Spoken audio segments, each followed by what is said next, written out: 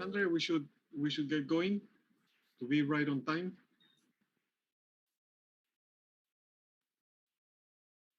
Your microphone, Alexandre. I was just telling you that we are right on time and we are on YouTube as well. All right. Perfect. Then let's go then. Hello, everyone. My name is Antonio Robles. I'm a professor at the Sun University in Lima, Peru, where I'm based now. And in this opportunity, it is my pleasure, it's an honor actually to introduce our keynote speaker, Dr. Rajiv Sabherwal. Rajiv, thank you very much for being part of ISLA. Thank you very much for accepting our invitation. I think all of us, we know your trajectory, so we are really honored and we thank you for being with us.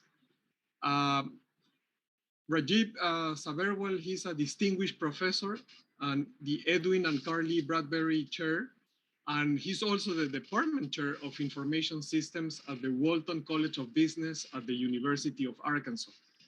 He has, his CV is very extensive, and I'm pretty sure most of us or all of us, we know it, but he has multiple publications in the very best journals of information systems and also even in management science. So we are going to learn a lot from him. He has also served in different editorial boards of journals and he has chaired numerous conferences that we usually attend. So thank you very much, Rajiv, for being here. If you are okay, we are going. Thank you, Jose Antonio. I appreciate your kind words. And it's a pleasure. It's a pleasure to be here. Thank you very much, Rajiv. So what we are going to do is we're going to play the video, and we will have you later for questions and comments. That will be great. Yeah, and I'm comfortable with if it is technically not too cumbersome. I'm comfortable with answering questions during the presentation. If we can pause the presentation, I can answer the questions. I'll be glad to do that as well. Sure. Yeah. So actually, let me then invite the audience. If you have questions, we'll try to make sure that we see your hands up, or maybe you can send them over the chat. I will pause the video, and so Rajiv can answer some questions. Yeah. Otherwise. Guillermo had given me the option of either presenting live or using the video, and the only reason I went with the video was because he has got it subtitled already. He was going to get it subtitled, so it may be a little bit easier with that rather than with the live one. So right. So actually, if your preference is to go live, we can play the video. Video's fine. Yeah, it should be fine. Yeah. And then we'll start the video. Thank you very much, Rajiv, once again. And in a couple of seconds, I will start the video. See, it's shared. And now let's play.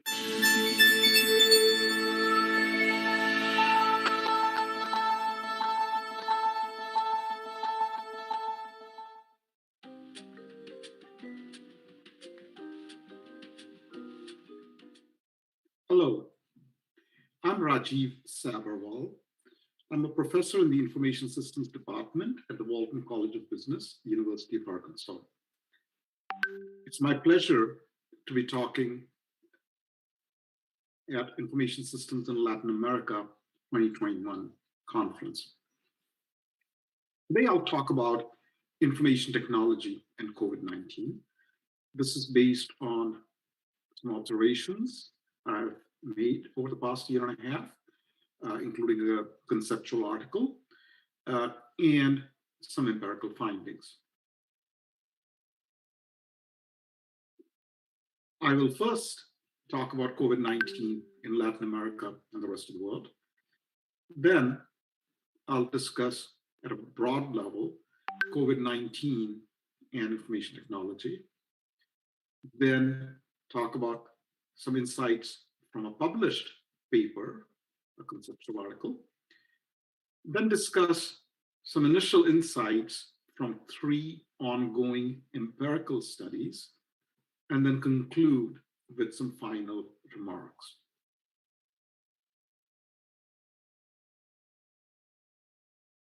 COVID-19 or coronavirus is an infectious disease caused by a newly discovered virus.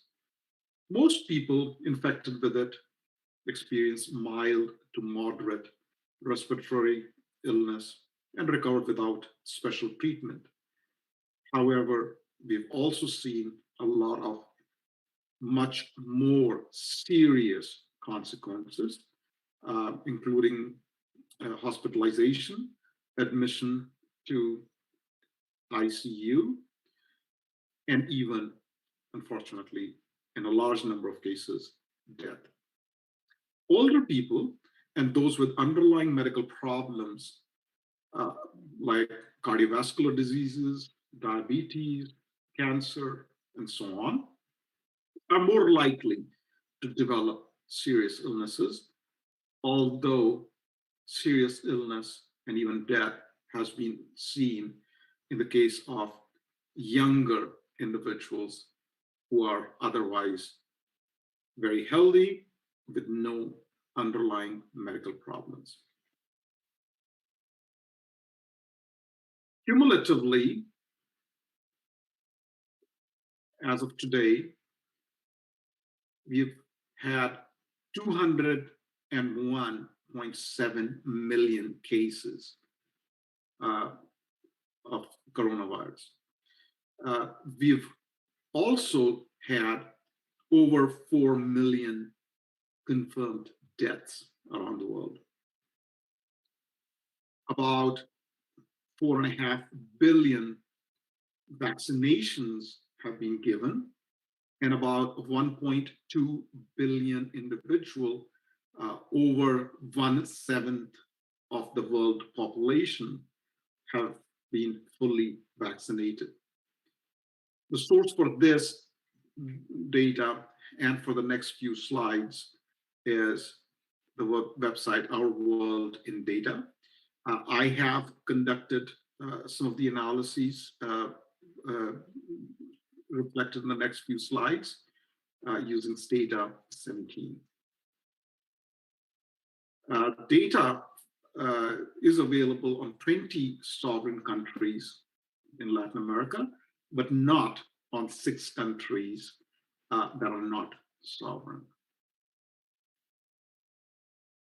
Since January 2020, the number of new cases per capita per month have been rising.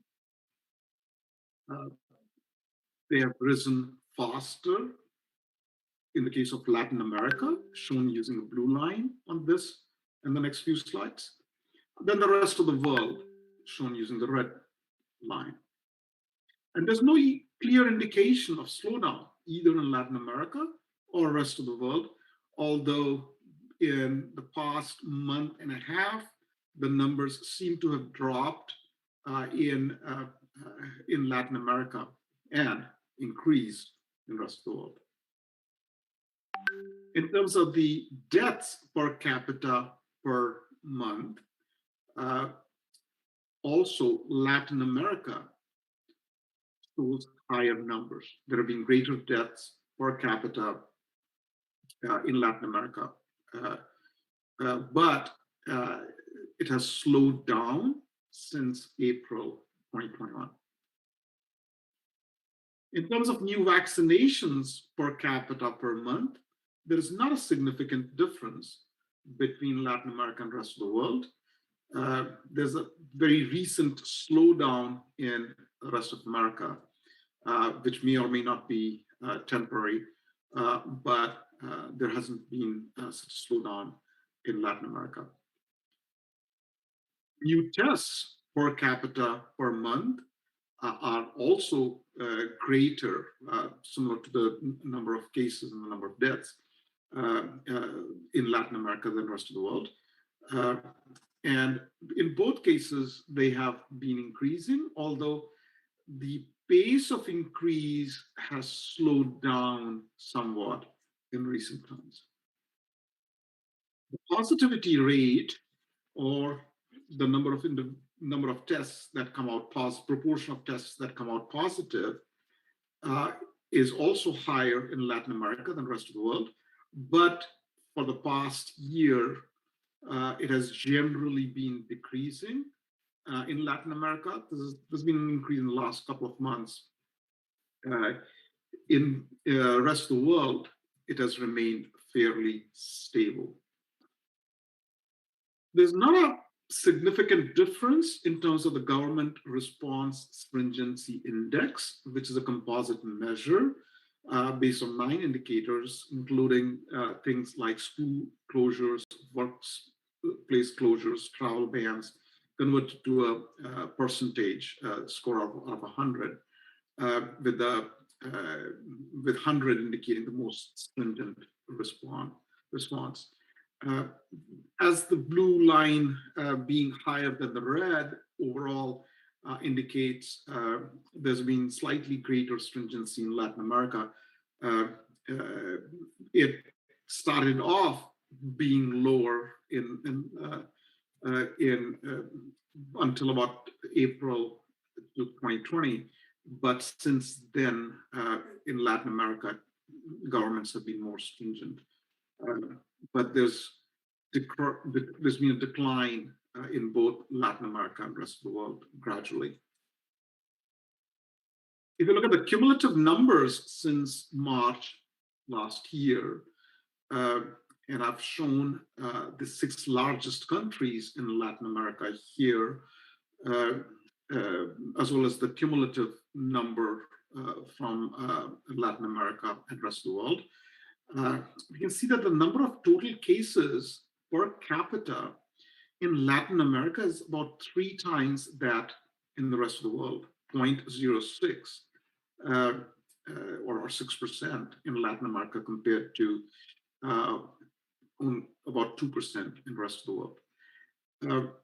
In terms of the number of total deaths per capita, also the numbers are significantly greater in Latin America than the rest of the world, about 0.22% in Latin America compared to only 0.04% in the rest of the world. So in Latin America, these have been about 5.5 times higher. Latin America has had somewhat slightly greater total number of vaccinations per capita, and also slightly, as mentioned before as well, better, more stringent government response. So now that we've talked about the spread of COVID-19 in Latin America and the rest of the world and some of its consequences and the government response, let's look at the role of information technology in COVID-19. I'll start by looking at it at a broad level. According to the World Health Organization, the best way to prevent and slow down the transmission of COVID-19 is to be well informed about it, the disease that it causes, and how it spreads. We are recommended to wear masks to protect yourselves and others by washing our hands, using alcohol-based rub frequently, not touching our face, and so on. The part that I've underlined here, well informed, is one where information technology plays a clear role. Information technology helps us to stay informed about the virus, about how it's spreading, about what we can do to prevent being infected with it, and to prevent spreading it. It can help provide true, accurate information in a timely fashion. Unfortunately, information technology can also lead to the spread of fake news and rumors. If you look at the spread of information technology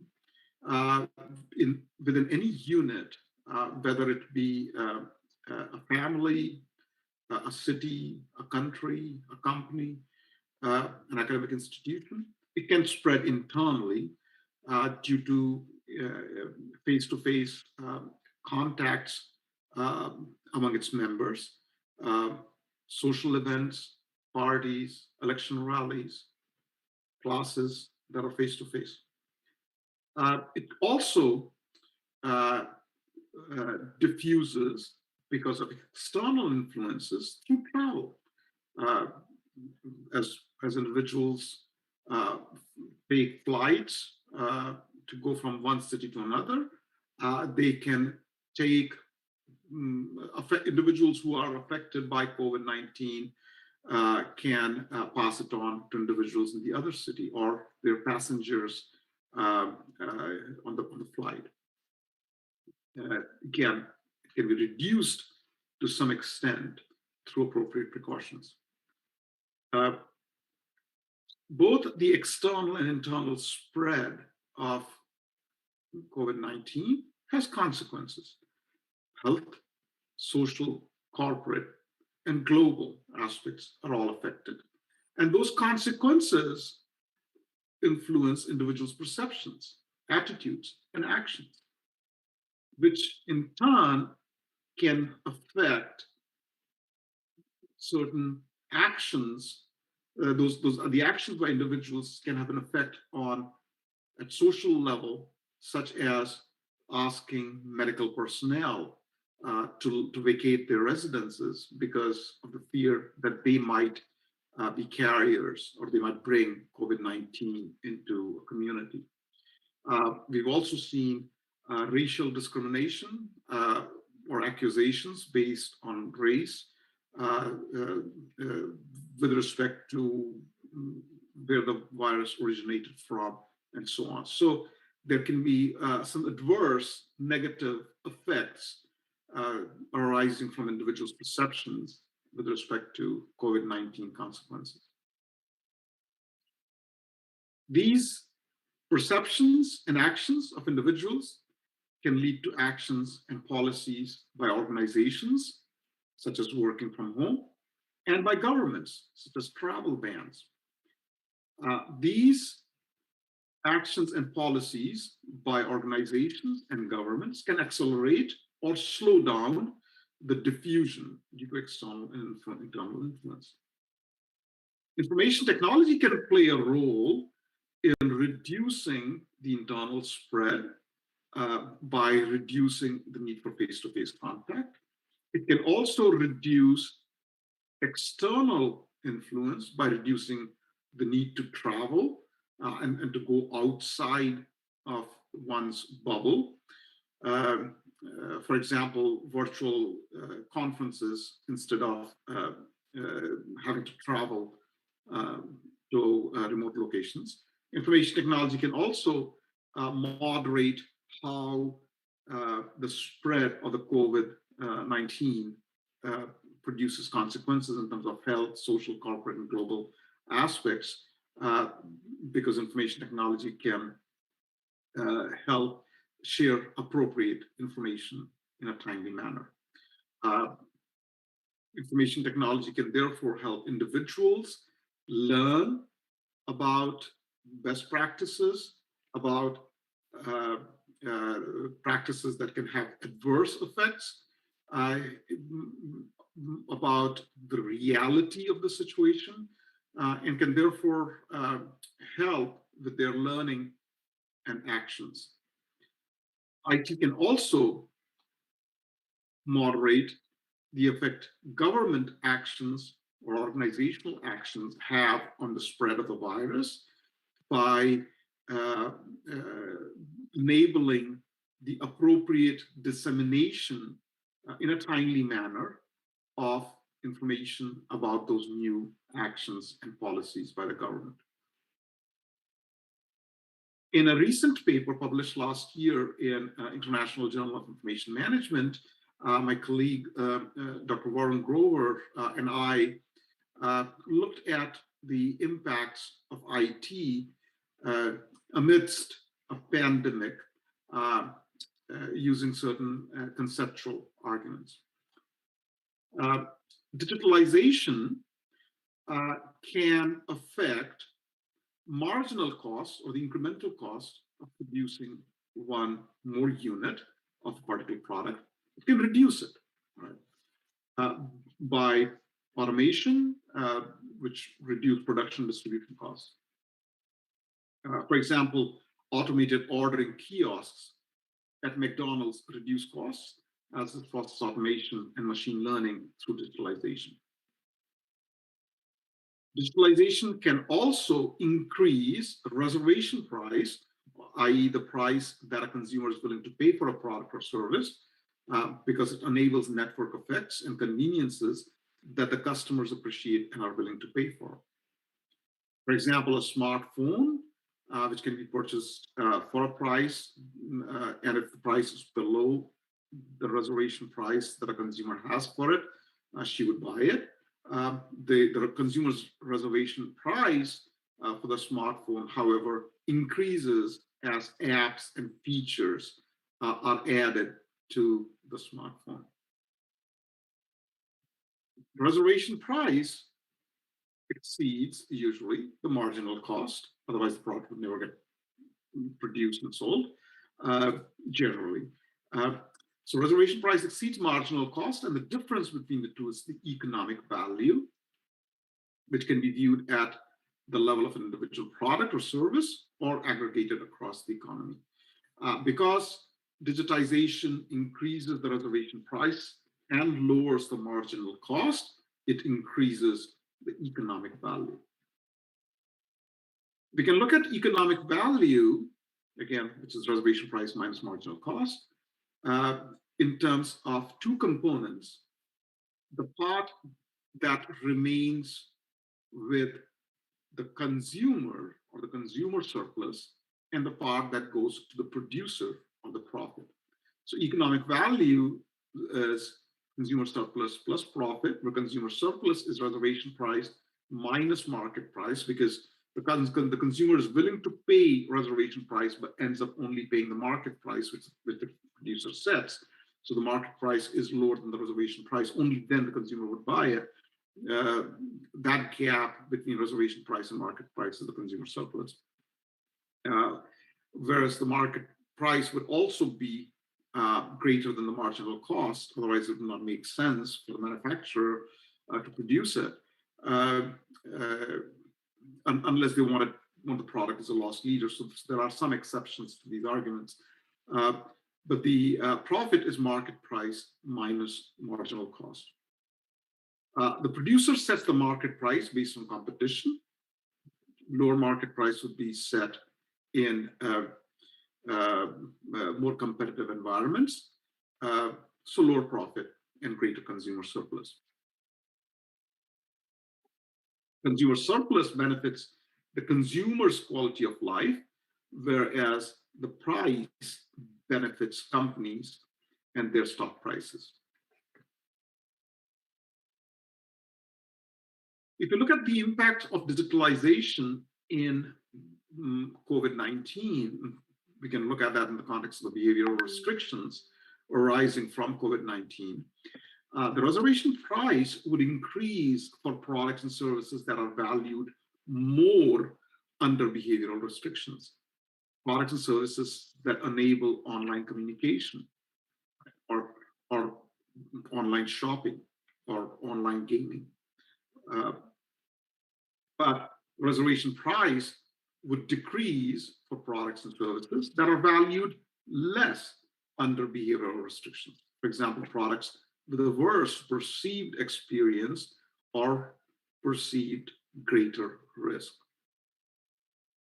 In addition, digitalization in the pandemic introduces new products that can offer safe experiences, such as virtual travel, telehealth, virtual parties, and streaming concerts. Some of these effects, especially the greater value recognition and the potential low-risk ways of interacting, may continue even after the pandemic. If you look at the effect of digitalization amidst COVID-19 or other pandemics, behavioral restrictions associated with them on the market price, physical services where behavioral restrictions severely limit experience would encounter downward pressures on both market price and profit. For example, physical services like barbers and restaurants and airlines, unless they effectively mitigate the adverse effects of behavioral restrictions. With layoffs and business slowdown, there's downward pressure on market price due to a direct effect through lower demand and indirect effect through lower quality and therefore lower reservation price, and the change in competition. Whereas the first of these effects, the direct effect through lower demand, is systemic. The other two are where digitalization can play the greatest role. For example, through alliances that combine digital objects and thereby preempt competition from imitating, thereby sustaining higher market price. In conclusion, from this conceptual article, people have an increasing appreciation for digital possibilities amidst the pandemic.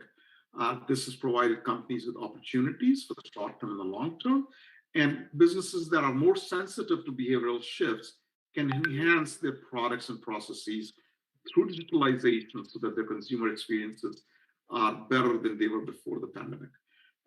In doing so, they can identify the consumers' post-pandemic value points and deliver value through them, increasing consumer surplus. And they can do that even more, even after the pandemic, and companies, universities that are more calibrated on remote knowledge work.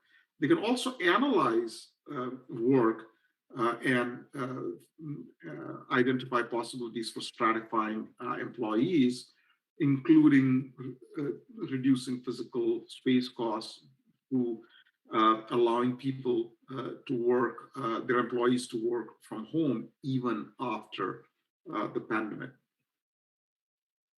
Now I'll switch to talk about briefly 3 ongoing empirical studies, which are going on with my colleagues, Varun Grover and Zach Steelman at University of Arkansas, Taha Havakor and Leighton Jiang at Temple University, and Hatma Tolle, Florian Pettig, and Frederick Schlackel at University of Mannheim. In one of these studies, we are looking at county level monthly data from US, and our current findings indicate that counties with higher business access to both internal IT resources and external IT resources experience lower monthly unemployment during the pandemic. In a second study, we are using internal data from large European companies' use of an ERP system during the pandemic, and we are finding that the ERP systems enable the company, which we can call Alpha, to document the major disruptions and also to maintain business continuity through the pandemic. Finally, in a third empirical study, which is based on 3 rounds of surveys of faculty, staff, and students at a US-based academic institution, we are finding that individuals with greater perceived IT usefulness, greater computer self-efficacy, greater home IT support, and lower computer anxiety, all of these represent better preparedness of that individual with respect to IT, whether it be in terms of the perceptions of usefulness or their self-efficacy with it, their lack of anxiety with it, or their IT support at home for it. They perform better over time in terms of work-life balance, ability to work, and work satisfaction.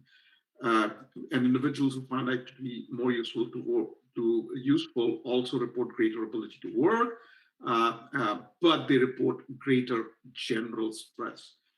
We also find that when how IT support is greater, there's greater work-life conflict for students, but we don't find this for faculty or staff.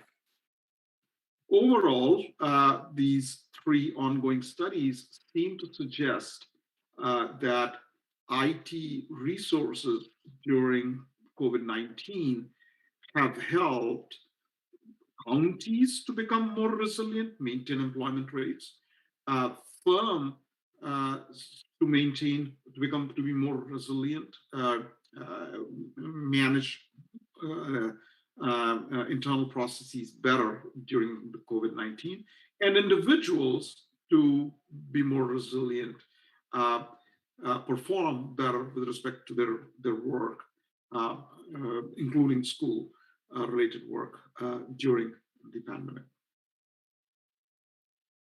To conclude, let's consider where we would have been if COVID-19 had occurred in 1980 instead of 40 years later. Right? In 1980, without the sophisticated IT that we have now, without internet, without social media, we would have had either complete isolation and associated psychological issues, or social non-distancing and therefore greater spread and deaths. IT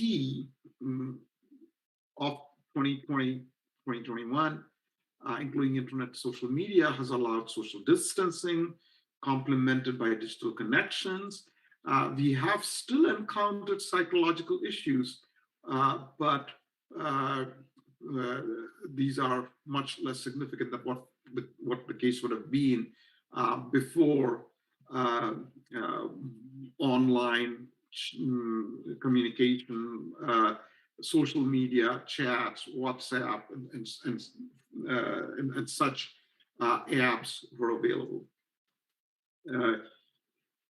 In 1980, we would have had information through radio, TV, and newspapers, which would have been better vetted, more reliable and accurate. In 2020, 2021, the information comes from a lot of different sources.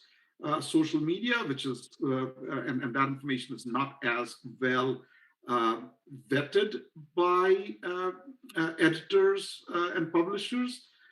There's potential for fake news, but that information comes very, very quickly. So the speed of diffusion of information is much faster, but the information that's being diffused could be either accurate or not.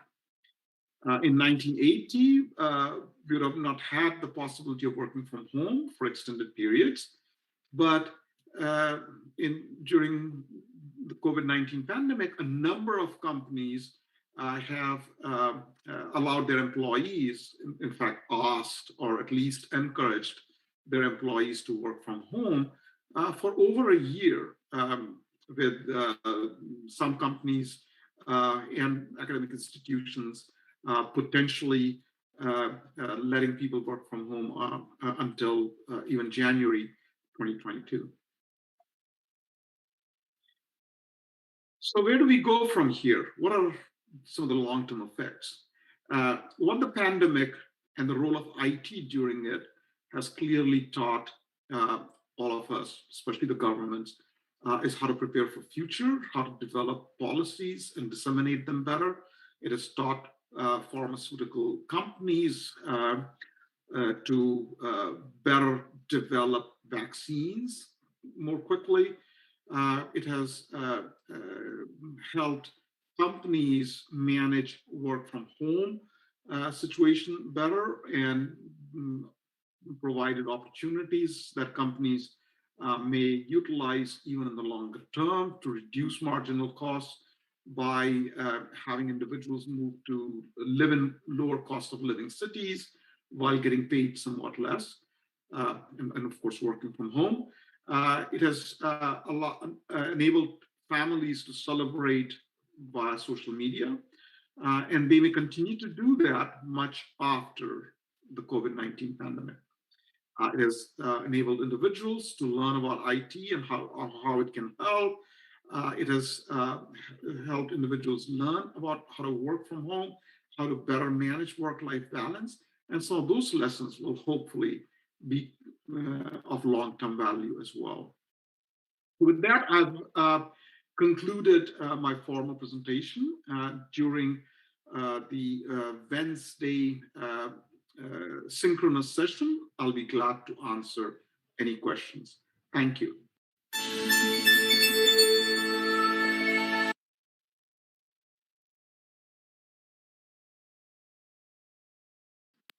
Great. Thank you very much, Rajiv, for the presentation. And I think we can now go to any questions or comments from the audience.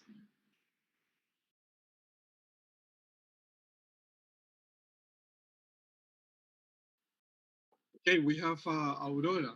Aurora, go ahead.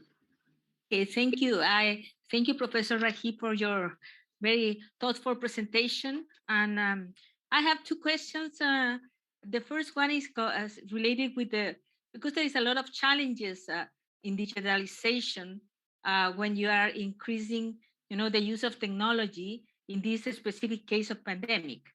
But we in Latin America have faced a very huge issue regarding education because most of the government is not able to provide the services for the students, and the schools have closed.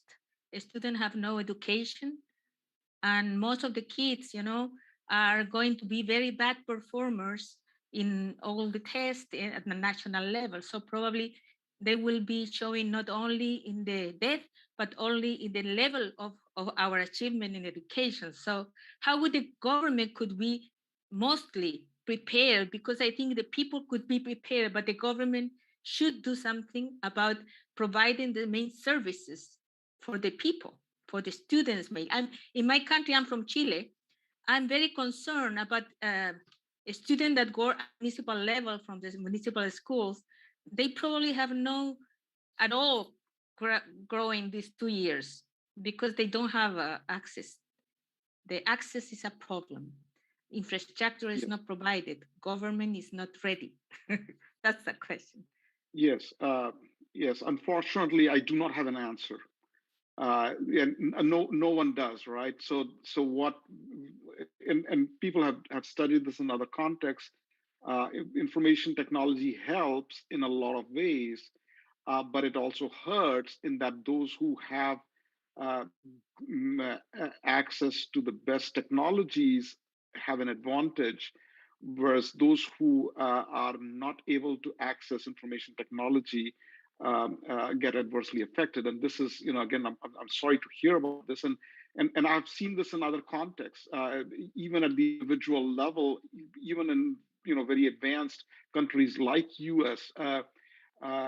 What we've seen in study 3 that I mentioned, students who are in families where they only have one computer, they felt that in some of the survey responses, some of the students wrote, "I have 3 siblings, and we have one computer among the 4 of us, and it's been very difficult for all 4 of us to attend online classes."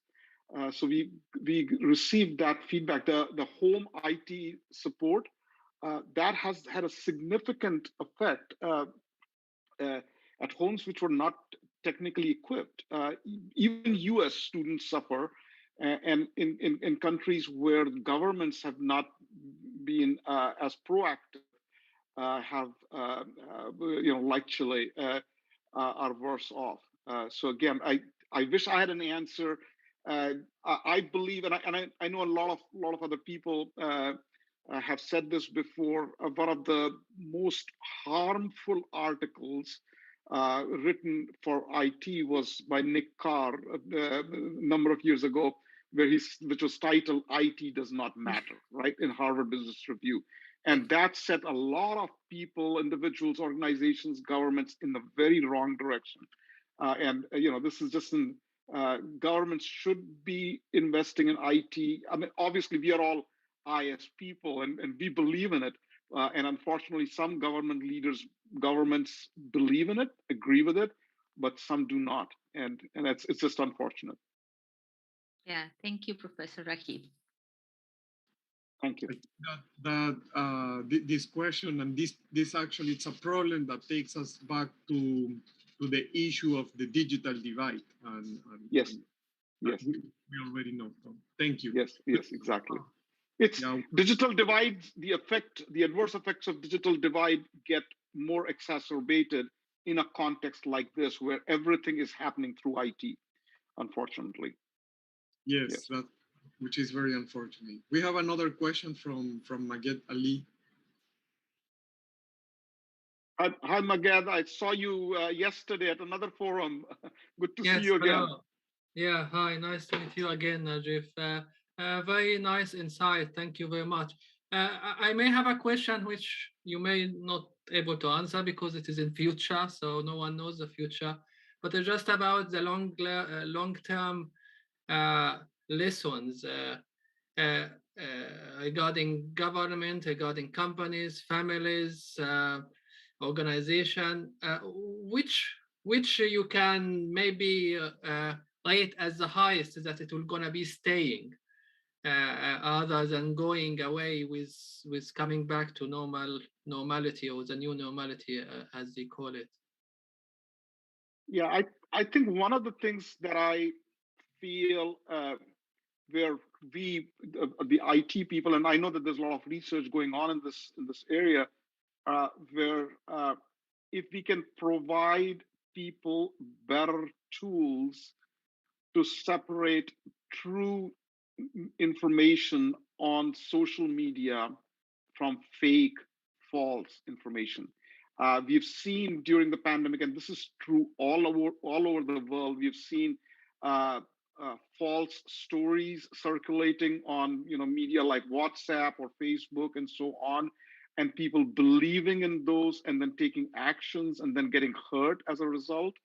Uh, so this I believe is a technology problem. We have a lot of very intelligent people working in this area on how we can, including in computer science, right, artificial intelligence, etc., on how we can more effectively help the common person, right, not a sophisticated PhD or and such, but a common person better distinguish truth from false, because that's going to happen, continue to happen, not just in the pandemic, beyond pandemic, in the times of elections or other things. The kind of harm that false news, false information provides is tremendous, and we need to minimize that.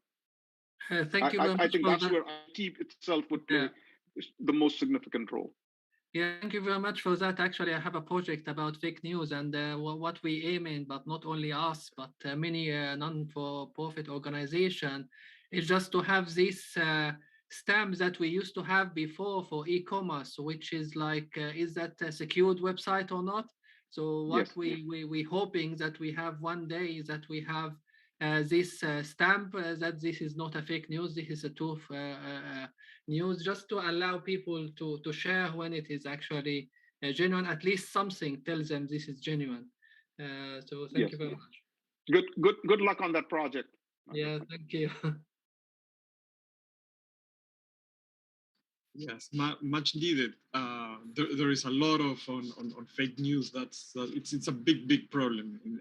I don't know if it's the same all over the world, but it seems to me like especially in poor countries, it becomes even, maybe it's not just poor countries, but where education is at lower levels, then it becomes a big issue, especially now that we are facing the vaccination problem and so many people not willing to vaccinate.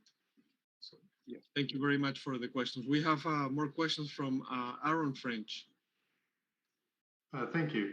You guys were talking about the digital divide and how COVID-19 is bringing these concepts back up and showing a bigger division, particularly in different countries. But there's an area of research I was working on a few years back. I need to pick it up again, but it was looking at a concept of digital divide 2.0. It's basically, as we have newer technologies, say 5G technology, blockchain, artificial intelligence, to be able to use these technologies require a certain level of I guess, computer sophistication, know-how, and also money.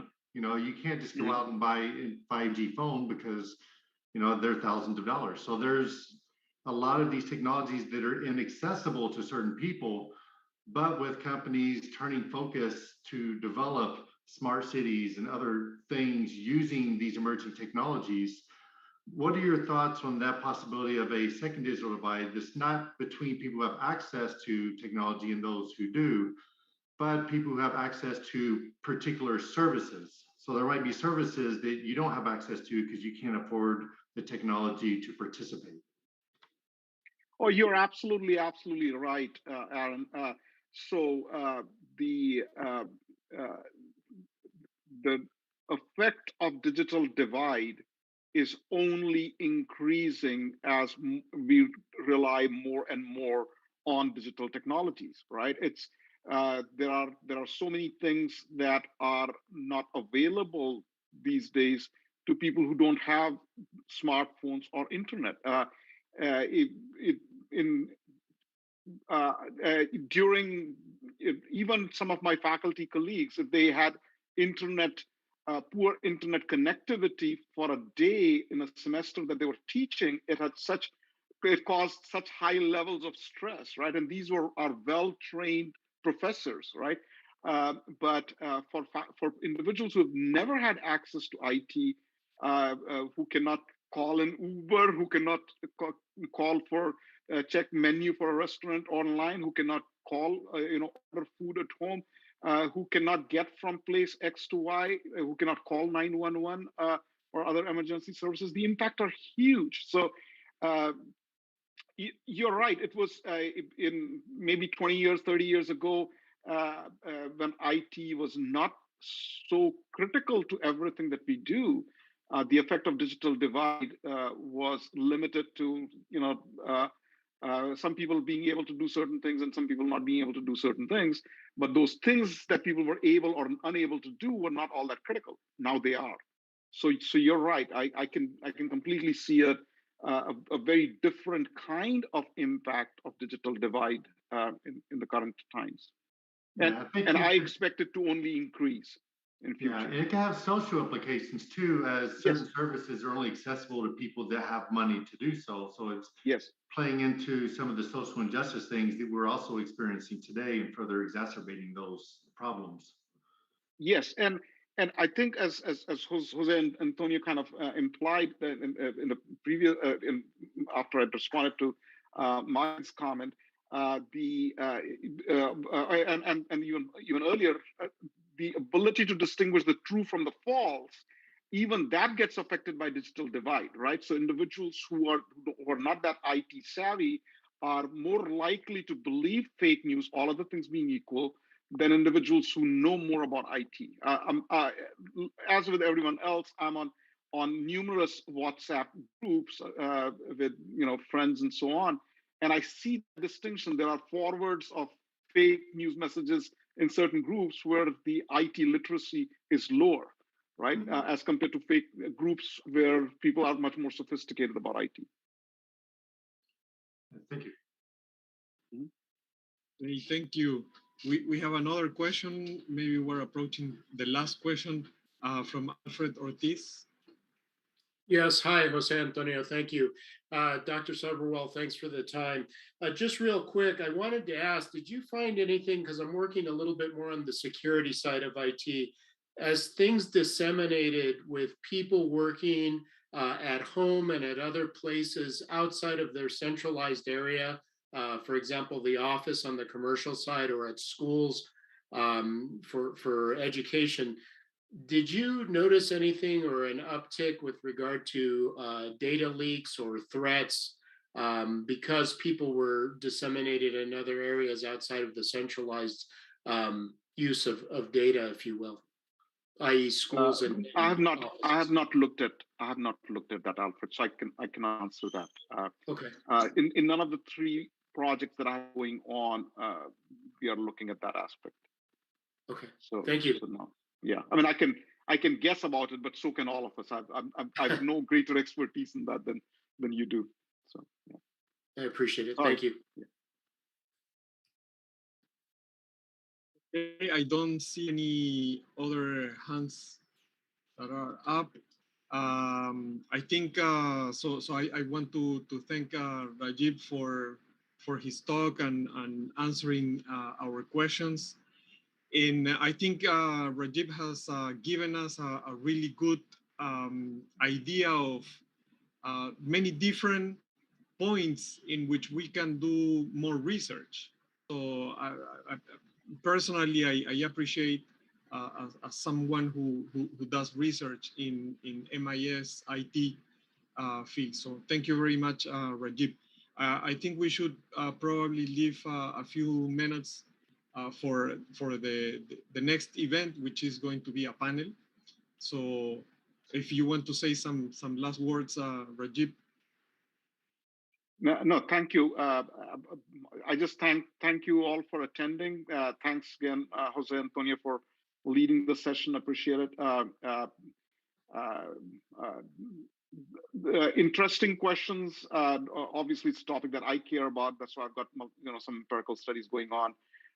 It affects all of us. But again, it's been a pleasure. Thank you all. I'm available in case anyone has any email message, email questions, etc. We can talk. I'll be glad to talk to any of you. So again, thank you very much.